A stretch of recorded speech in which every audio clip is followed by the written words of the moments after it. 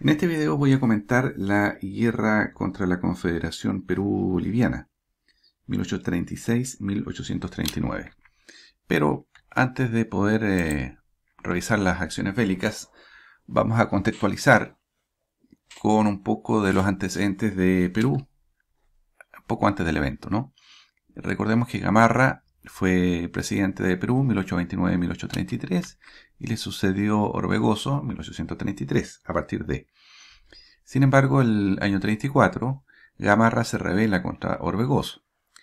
Los gamarristas se van a la Sierra Central del Perú, perseguidos por Orbegoso, y el día 24 de abril de 1834 ambos bandos se amistan en el abrazo de Maguinguayo. Y Gamarra, derrotado, se va a Bolivia. Esto es importante porque vamos a ver que en Bolivia Gamarra entra en contacto con Santa Cruz, que era presidente de Bolivia. Aquí aparece en escena Salaverry, quien el año 35, en febrero, toma el poder contra Orbegoso. Fíjense la inestabilidad de Perú por estos años política. El caso es que ante este levantamiento, Gamarra, que estaba en Bolivia, y Santa Cruz ven la oportunidad para crear esta confederación, para unirse, asociarse contra Orbegoso, tomar el poder y conformar esta confederación perú-boliviana, que era un sentimiento que estaba bastante arraigado en la parte sur, especialmente de Perú: Arequipa, Puno, Cusco. Entonces Santa Cruz y Gamarra acuerdan crear esta confederación, y el año 35, el 1 de mayo, Gamarra hace ingreso al Perú por Puno y Cusco por el sur contra Orbegoso. Viendo esto, Orbegoso pide el auxilio de Santa Cruz, comprometiéndose, claro está, a una confederación. Y el 15 de junio de 1835 se firma esta alianza entre Orbegoso y Santa Cruz a través de un pacto, lo que iba a implicar finalmente que Orbegoso iba a estar por la confederación. Y Santa Cruz naturalmente desecha su pacto previo con Gamarra. Ante esta unión entre Orbegoso y Santa Cruz, Gamarra ahora se alía con Salaverry, que estaba alzado. Entonces, el 13 de agosto de 1835, la batalla de Yanacocha, en Cusco. Gamarra nuevamente derrotado por Santa Cruz, esta vez, y deportado a Chile. También es importante porque Gamarra ahora ya lo tenemos en Chile, junto a otros exiliados. En el 8 de enero de 1836, Orbegoso entonces llega de regreso a Lima, retoma el poder. Y en febrero de 1836, Santa Cruz derrotó a Salaverry en la batalla de Socabaya, en Arequipa, y Salaverry fue fusilado por Santa Cruz. Esto es bastante importante también porque esto es algo que no se utilizaba, no se aplicaba en esa época. Era bastante inédito que un oficial, un general de la investidura de Salaverry fuera fusilado. Entonces, aquí entra Chile. Revisemos. El 20 de enero de 1835, por esa época, los representantes de Chile y Perú habían firmado un tratado de amistad, comercio y navegación, que establecía que, entre varias otras cosas, los productos de ambas repúblicas solo iban a pagar la mitad de impuestos por derechos de internación. Es decir, todo lo que se exportara de Chile a Perú iba a pagar solo la mitad, y lo mismo todo lo que se exportara de Perú a Chile. Una especie de tratado de comercio. Y este tratado fue ratificado en Chile por el Congreso rápidamente, en febrero de 1835, y fue enviado a Perú para que se hiciera lo mismo. Sin embargo, el 14 de febrero de 1836 fue revocado este tratado por el Perú. Lo que, por supuesto, sería muy preocupante, porque ¿por qué Perú no quisiera firmar? O ya Santa Cruz, derechamente, que era ya el que tenía amplios poderes. No era todavía el líder supremo, pero ya era el que movía los hilos en Bolivia y en Perú. ¿Por qué se iba a a negar a este convenio. Muy extraño. El 16 de mayo, Orbegoso finalmente declaró oficialmente sin efecto el Tratado de Chile, lo que hacía suponer que en realidad Santa Cruz no quería este tratado, por algún motivo. Además, dijimos que Salaverry había sido fusilado en 1835, y esto en los mandatarios de Argentina y Chile hizo ver que Santa Cruz era un tipo despiadado, sin contemplaciones. Entonces las cosas estaban bastante agitadas en Chile y Perú, especialmente en Chile. Es así como en marzo de 1836 se declara la independencia del Estado subperuano. En la asamblea de Sicuani, Santa Cruz es designado protector del Estado subperuano. En julio de 1836 viene a ocurrir un evento gravísimo, la expedición de Freire a Chile desde Perú, que ya se las comento. En 1836, también ese año, en agosto, la Asamblea de Huara se constituye el Estado norperuano, también nombrando a Santa Cruz como supremo protector del Estado norperuano. Y es así como Santa Cruz entró a Lima en 1836 como supremo protector ya de ambos estados, de todo el Perú. Y en octubre de 1836, Santa Cruz decretó en Lima finalmente la Confederación Perú-Boliviana. Hasta aquí los eventos eran muy preocupantes para Chile porque lo que se logra ver, especialmente con la expedición de Freire, que les comento a continuación, es que realmente esta confederación Perú-Boliviana lo que intenta más bien es, interpreto yo, apoderarse, conquistar, derrotar a Chile. Probablemente para unirlo a la confederación, previo a debilitarlo comercialmente. Por esa fecha también comenzó la llamada Guerra de los Impuestos. Y es que el 16 de mayo de 1836, Orbegoso declaró en forma oficial, como habíamos dicho, que el Tratado de Libre Comercio entre Perú y Chile quedaba sin efecto. Pero eso no es todo. Declaró puertos libres a Arica, Cobija, Callao y Paita. Hasta ahí todo muy bien. ¿Cuál es el problema? Que fijó derechos adicionales para todos aquellos productos que hubiesen tocado otros puertos del Océano Pacífico antes de llegar a puertos peruanos. Esto quiere decir que cualquier exportación chilena hacia Perú estaba afecta a impuestos adicionales, los tradicionales y otros adicionales, y lo que claramente dejaba fuera de mercado a los exportadores chilenos, que eran básicamente productores de trigo, ¿no? hacia el norte peruano.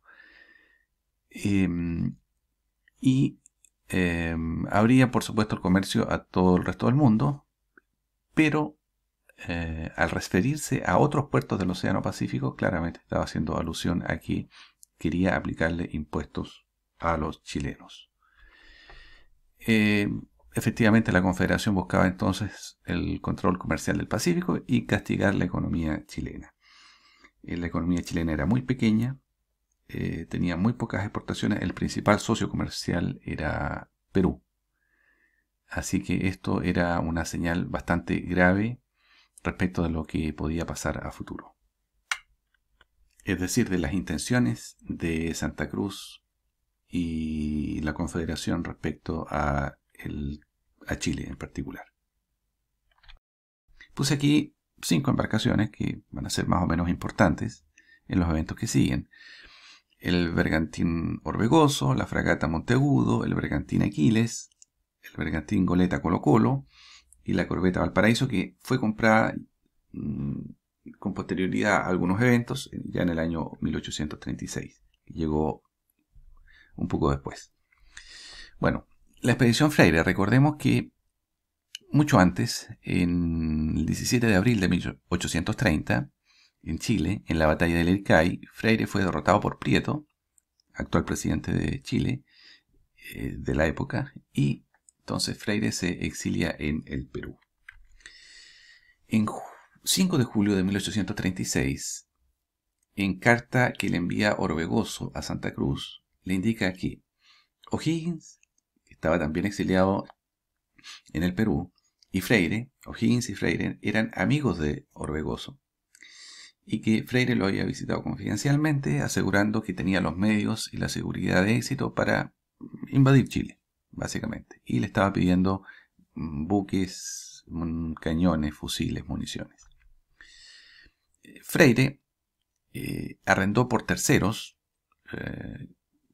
digamos, especie de pantalla o palos blancos, gente que no tenía medios, apareció como los arrendatarios de 2 buques de guerra confederados peruanos, básicamente, para una expedición a Chile y derrocar al presidente Prieto. Es así como el 7 de julio de 1836 zarpó desde el Callao el bergantín Orbegoso, que es el que tengo acá abajo a la izquierda, la fragata Monteagudo, ambas con rumbo norte para despistar. Salieron desde el Callao al norte y después hacia Chile. Este fue globalmente un hecho inédito en la historia de Sudamérica, en que, sin evidencia directa, pero sí mucha evidencia indirecta, la Confederación, o antes que eso, Perú o los líderes de Perú y de Bolivia, violaban la soberanía de un gobierno extranjero. O sea, trataban de desestabilizar al gobierno de Chile.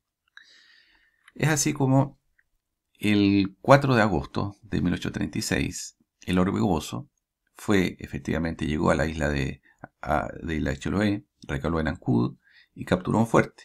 Pero la Monteagudo, en cambio, por una tempestad, se alejó, se separó del Orbegoso, y finalmente su tripulación, que en su mayoría eran chilenos, se amotinaron y fueron con la Monteagudo a Valparaíso, donde se entregó informando las intenciones de Freire. Este era un barco muy importante, como vamos a ver, que era de hecho el barco más importante que tenía Perú al momento. En Chile, entonces, con todos estos eventos, todos estos antecedentes sobre la mesa, se vio la necesidad de eliminar lo que se consideraba una peligrosa amenaza como una medida precautoria para asegurar su subsistencia como nación libre y soberana. En ese momento Chile, y de hecho en toda la guerra, en esta guerra no tuvo ninguna pretensión de expansión territorial. Además, habría que agregar que la Armada chilena contaba solo con 2 viejos buques de guerra, que eran el bergantín Aquiles y la goleta Colo Colo. Tenía muy pocas fuerzas navales. Bueno, es así como el 13 de agosto Chile envió a la Monteagudo contra Freire, ¿cierto? Recordemos que la Monteagudo se había entregado a Chile, y el Aquiles y la Colo Colo las envió al Callao, al norte, a Perú, a apoderarse de buques peruanos. Entonces, el Aquiles, ¿cierto? Y la Colo Colo, estas 2 embarcaciones, partieron al norte. El 21 de agosto, el Aquiles toma a la Santa Cruz, el Arequipeño y la Peruviana, 3 embarcaciones, lo que se denomina la sorpresa del Aquiles. Santa Cruz aceptó todas las condiciones de Garrido, que era el comandante de esta expedición chilena, y las condiciones eran que no se utilizaran las naves chilenas y que si Freire regresaba al Perú se le juzgaría como rebelde. El 2 de septiembre de ese mismo año zarpa esta flotilla chilena ya con estas 3 naves capturadas. Claramente Santa Cruz no quería en ese momento una guerra contra Chile. El 28 de octubre Santa Cruz declaró establecida la Confederación Perú-Boliviana. De hecho, no quería distraerse del objetivo central, que era armar esta confederación, y ya el resto vendría después. El 30 de octubre zarpó entonces desde Chile al Perú la misión Egaña, el ministro Mariano Egaña, y como vamos a ver a continuación, terminó en la declaración de guerra de Chile a Perú, ya que las condiciones que planteaba Egaña no se cumplían. Entonces ahora ya realmente comienzan las acciones militares, y eso es lo que vamos a ver a continuación. Entonces nos vamos a nuestro mapa de acciones bélicas. Vamos a ubicar algunas posiciones, por ejemplo, Valparaíso y Lima, Perú, o el Callao. Y vamos a ver que el 30 de octubre zarpó al Perú una escuadra de 5 buques chilenos al mando del almirante Manuel Blanco Encalada, llevando a Mariano Egaña como ministro plenipotenciario ante Santa Cruz para celebrar un tratado que resolviera las cuestiones pendientes o declarar la guerra. Entonces, yo he puesto acá, más o menos ilustrativamente, la ruta de esta escuadra de 5 buques hacia el Callao. Muy bien, las embarcaciones chilenas eran la corbeta Valparaíso, la fragata Monteagudo, el bergantín Orbegoso, el bergantín Aquiles y la goleta Colo Colo. Chile claramente quería poner presión para resolver la situación de alguna manera. El caso es que Egaña presentó varios temas en negociación. El cobro de las deudas de la expedición libertadora al Perú y del empréstito adeudado a Chile, la limitación de las tropas confederadas, acuerdos comerciales entre ambas naciones, es decir, fin a la guerra comercial, que ya habíamos visto antes que había iniciado la Confederación, indemnización por la incursión de Freire, a quien los chilenos culpaban a la Confederación de haber apoyado o financiado esta expedición, y la separación de Perú y Bolivia. Como estas condiciones ya eran sabidas e inaceptables para Santa Cruz, Egaña, sin haber pisado peruano, porque en realidad solamente estuvo con correspondencia, embarcado él, con los negociadores peruanos, entonces, sin haber pisado suelo peruano, envió el día 11 de noviembre de 1836, desde la goleta Colo Colo, una última nota al ministro de Relaciones Exteriores peruanos declarando la guerra al gobierno de los estados nor y sud peruanos. Hecho esto, zarpó en la goleta a Valparaíso, donde arribó el 7 de diciembre. Entonces se retorna a Valparaíso. Sin embargo, Blanco Encalada quedó allí con la mayor parte de la flota en el Callao. Hecho esto, el 26 de diciembre de ese año, 1836, el Congreso de Chile promulgó la ley por la cual declaró oficialmente la guerra y se organizó un ejército restaurador. En realidad, Egaña llevaba una autorización para declarar la guerra por el Congreso, pero no era tan oficial como la ley que se promulgó el 26 de diciembre. Entonces ya en Chile comienza derechamente a organizarse una expedición a la cual formaron parte del llamado Ejército Unido Restaurador un número importante de peruanos. Gamarra, expresidente, ya lo habíamos comentado, y que estaba con varios seguidores como por ejemplo Bujanda, Torrico, el general Castilla, Negrón, Frisancho, Frías, Lazarte, Arrisueño, el general Gutiérrez de la Fuente, Vivanco, Andrés Martínez, Felipe Pardo, etc. Así que había un grupo importante de peruanos, líderes peruanos que iban a acompañar esta expedición. Las élites del norte del Perú y de Lima, que tenían acercamientos por Chile, también tenían varios de ellos posiciones algo opuestas a la Confederación, ¿no? Reconocían en Chile el socio económico más importante de Perú en ese momento. Las fuerzas navales, ¿cómo estaban en ese momento? Bueno, Chile en ese momento tenía 5 embarcaciones. Las 5 son la corbeta Valparaíso, que era el buque insignia, la fragata Monteagudo, el bergantín Orbegoso, el bergantín Aquiles, la goleta Colo Colo, más los 3 buques peruanos que habían sido retenidos o capturados, que era la barca Santa Cruz, el bergantín Arequipeño y la goleta peruviana, un total de 8 embarcaciones. Por su parte, la Confederación tenía 6 embarcaciones. La corbeta Libertad, que a fines de 1836 se incorporó a la escuadra chilena voluntariamente. El bergantín Congreso, que era el buque insignia.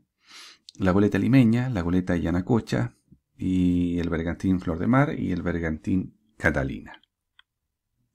8 embarcaciones Chile y 6 la Confederación. Habíamos dicho que Blanco Encalada se había mantenido en el Callao mientras duraban las negociaciones. Cuando retornó Egaña a Chile, él se mantuvo allá. Y cuando se declaró la guerra, Blanco Encalada comenzó entonces algunas operaciones contra la Armada Confederada para tener el dominio del mar y dar paso a la campaña terrestre. El caso es que el 3 de julio de 1836, la corbeta Libertad estaba en México. Estaba aquí en el puerto de San Blas, llevando a algunos exiliados, y esta embarcación se amotina y se dirige a Guayaquil. Guayaquil, Ecuador, que está aquí, ¿cierto? En Ecuador. Muy bien. Y Blanco se entera entonces que en Guayaquil estaba reunida las 5 naves confederadas. La flota confederada estaba en Guayaquil. Y por lo tanto zarpa en persecución con 4 naves chilenas, ¿sí? Encontrándolas efectivamente en Guayaquil. Recordemos que aquí en Guayaquil lo que tenemos es la isla Puná, que es esta isla, gran isla.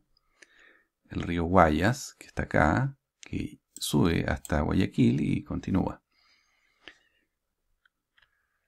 Y por acá está el Canal del Morro, que se ubica en este sector aproximadamente.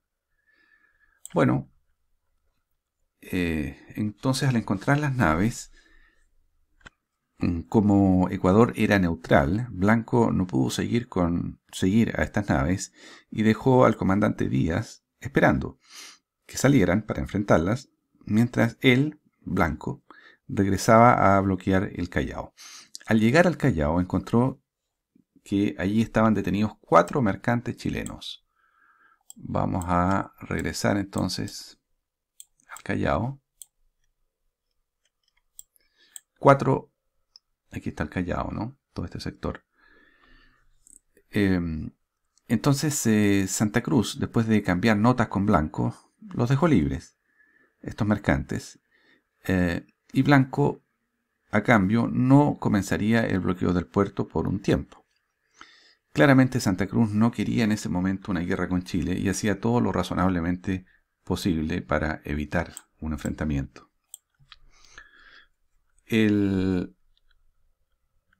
Aquí es donde el 8 de diciembre de 1836 finalmente la embarcación Libertad regresa, va a Chile y se entrega a la Marina chilena. Y entonces se suma a la flota chilena.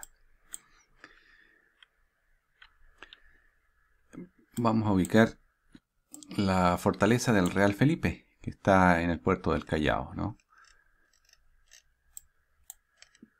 Esta es el Real Felipe. Entonces, mientras dura este bloqueo al Callao, al puerto del Callao, se producen un par de escaramuzas o enfrentamientos. El 21 de enero de 1837, mientras estaba este bloqueo, se produjo una escaramuza con varias cañoneras peruanas, lo que finalizó sin consecuencias para las partes. Después de esta escaramuza, Blanco ordenó a Simpson mantener el bloqueo del Callao frente a la isla San Lorenzo con solo el Aquiles. Vamos a buscar aquí la isla San Lorenzo, que está acá. Y el 5 de febrero ocurre el llamado combate de la isla San Lorenzo, en que, estando el Aquiles solo frente al puerto, salió la Yanacocha a batirlo, y se produjo un combate a larga distancia por algunos minutos. Luego la Yanacocha desiste y se retira al fondeadero, siendo perseguido por el Aquiles. y no pasó nada más en esta oportunidad. Hay que agregar también que la noche del 13 de febrero de 1837, en Ecuador, los confederados finalmente logran escapar hacia el Callao. 2 días después, Díaz se entera y sale en persecución, pero naturalmente sin éxito.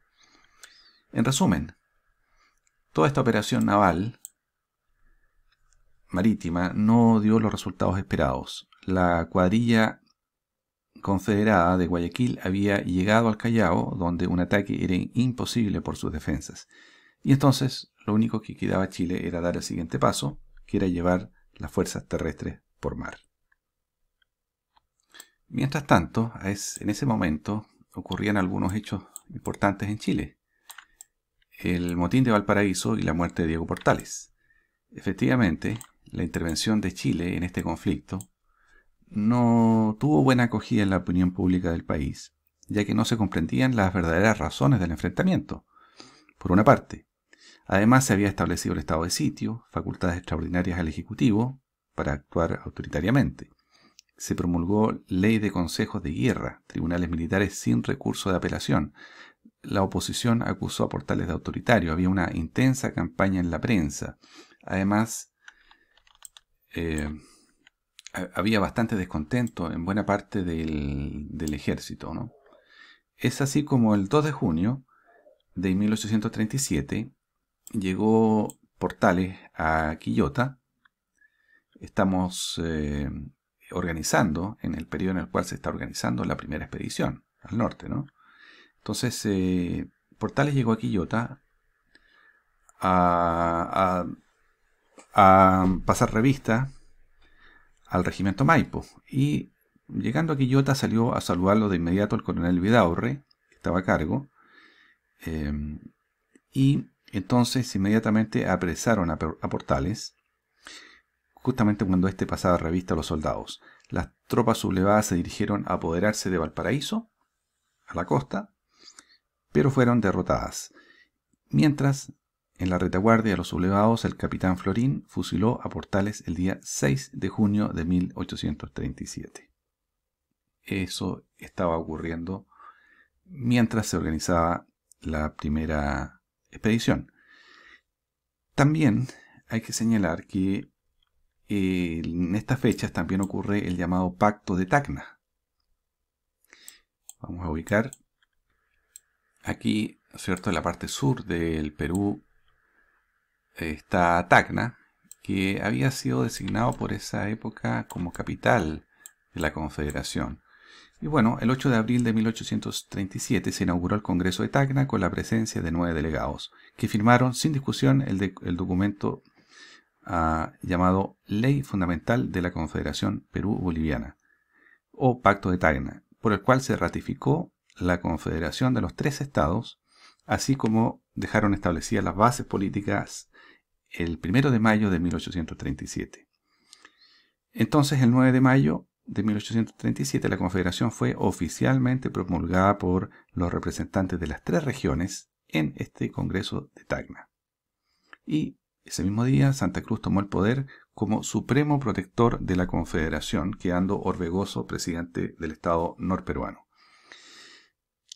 Santa Cruz adquiría enormes poderes, presidente de la Confederación, protector por 10 años, con reelección. El protector además elegía a los presidentes de las repúblicas federadas, eran designados. Los senadores también eran designados, también los jefes de las Fuerzas Armadas, por supuesto. El legislativo o congreso se reuniría cada 2 años, solamente cada 2 años, y sus miembros debían ser propietarios o industriales del Perú y Bolivia. Santa Cruz estableció como sede de gobierno el Palacio de Descanso del Virrey Pezuela en Lima, la Quinta de los Libertadores.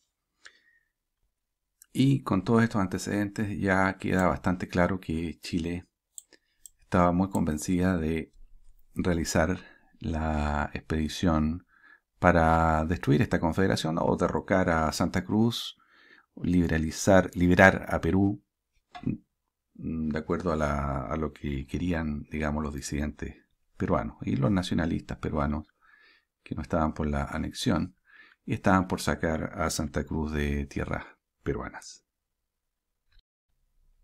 Hay que señalar también que el 9 de mayo de 1837 Argentina declaró también formalmente la guerra a la Confederación. En septiembre de 1837, mismo año, entonces comienza la primera expedición restauradora. Efectivamente, el 14 de septiembre salió una flotilla con reclutas voluntarios a ocupar Cobija. Cobija que en ese momento estaba en territorio boliviano. Y al día siguiente, el 15 de septiembre, zarpó la primera expedición restauradora junto a los peruanos contrarios a la Confederación.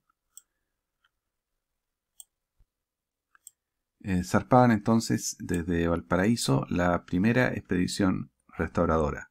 Se trataba de 16 transportes al mando de Blanco Encalada, con 3.200 hombres, más 402 exiliados al mando de Gutiérrez de la Fuente. Habría coordinación supuestamente con tropas argentinas del general Heredia, que destacaría una columna en Atacama para poner fuego en dos frentes al enemigo. El día 22 de septiembre del 37 llegan a Iquique, territorio peruano en la época. Y el 24 de septiembre, Arica. Se esperaba en ese puerto de Arica al prefecto de Moquegua, coronel boliviano López de Quirós, que había prometido unirse a la expedición con 900 hombres, pero no se le pudo contactar ni lograr ni una seña de él. El 29 de septiembre, Blanco llega a Islay, entonces, desde Arica. Islay, que está en la costa de Arequipa, ¿cierto? Toda esta zona. Y finalmente, el 4 de octubre, se produce el desembarco en Quilca, en algún punto por acá. Por aquí está entonces la playa de Quilca. En alguna de estas playas fue el desembarco y esto está entonces en la costa de Arequipa. ¿Por qué Arequipa? ¿Por qué desembarcar en Arequipa? Bueno, para separar el ejército del norte y el ejército del sur, ¿cierto? Y de aquí se inicia la marcha entonces hacia Arequipa. El 5 de octubre, al caer la tarde, el ejército emprendió la marcha a Arequipa. Blanco envió parlamentarios a Arequipa y algunas avanzadas militares que tuvieron algunos tiroteos con milicias confederadas. El 12 de octubre, el ejército restaurador ocupó Arequipa, pero no encontró la ayuda asegurada por los peruanos, por los aliados peruanos. Sin duda que esto traía a la mente los recuerdos de la situación de Salaverry, que también ocupó Arequipa un año antes y no tuvo tampoco apoyo. Las fuerzas confederadas del norte peruano y de Bolivia lograron reunirse, formando un ejército de 5.000 soldados para avanzar hacia Arequipa. Recordemos que las fuerzas chilenas originalmente eran de 3.200 hombres más 400 exiliados que retornaban con los chilenos. Además había otra división confederada al mando de Vigil, proveniente de Lima, que salió al sur a cortar las comunicaciones entre la escuadra y el ejército. En realidad, entonces había bastante desigualdad en contra de las tropas chilenas. Además, en su estancia en Arequipa, el ejército expedicionario había sufrido bajas por enfermedades. En el intertanto, los buques chilenos que se encontraban en la costa salieron al norte, estaban acá en Islay, a hostigar los puertos peruanos y capturar mercantes. pero tampoco con mayor éxito. El caso es que al llegar Santa Cruz a las inmediaciones de Arequipa, envió una nota a Blanco Encalada proponiéndole conversaciones de paz, lo que éste aceptó. El 17 de noviembre de 1837 celebraron entonces el Tratado de Paucarpata. Por parte de Chile firmaron Blanco Encalada y Antonio José de Irizarry. Se comprometían entonces los chilenos a devolver los barcos apresados por Chile, a Perú o la Confederación a restablecer las relaciones comerciales. Se aceptaba la retirada de los ejércitos restauradores con todos sus implementos de retorno a Chile y la Confederación reconocía la deuda que Chile reclamaba. Y el 18 de noviembre de ese año desfilaron el ejército sobre Quilca, sobre Arequipa, con excepción de Portales y del Valdivia, como una forma de celebrar el acuerdo. El 19, al día siguiente, de noviembre, se produce la entrada triunfal de Santa Cruz en Arequipa, al cual se le rindieron honores militares por parte de los chilenos. El batallón Portales le hacía honores a Santa Cruz, lo que fue considerado un gran desacierto, o el peor de los desaciertos para rematar el fracaso de esta campaña. En los días siguientes el ejército chileno se dirigió a Quilca, donde se reembarcó a Chile. Quedaron en la ciudad junto a Irizarry 100 oficiales y soldados enfermos. En diciembre, Blanco Encalada llegó al Paraíso y el acuerdo fue ampliamente rechazado por el gobierno y la opinión pública chilena, que ahora estaba totalmente a favor de la guerra. Blanco e Irizarry fueron juzgados como responsables del fracaso, aunque finalmente fueron absueltos. El 18 de diciembre de ese año, el gobierno de Chile repudió formalmente este tratado y comenzó entonces a prepararse para reanudar las hostilidades contra la Confederación. Se dispuso que las naves, fortalecidas con los barcos capturados por Garrido, zarparan entonces al norte.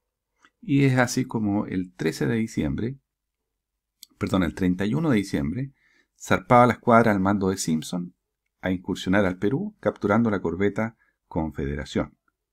El 3 de enero de 1838 se tuvo conocimiento que la escuadra chilena se dirigía al Perú y las fuerzas navales confederadas se concentran en Islay.